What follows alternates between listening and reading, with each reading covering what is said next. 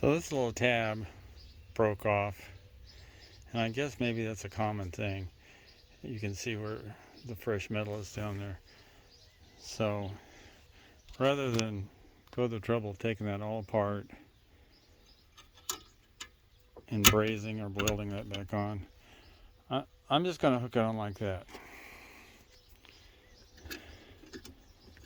So put that on there like that. If I put a little tension on it, you can see the lumbar support start to bow. And if I loosen it up and bounce around, it may fall off. I don't know, but that's the way it's going to go for now. Well, I leave tension on all the time anyway. So as long as my brazing holds up on the spring.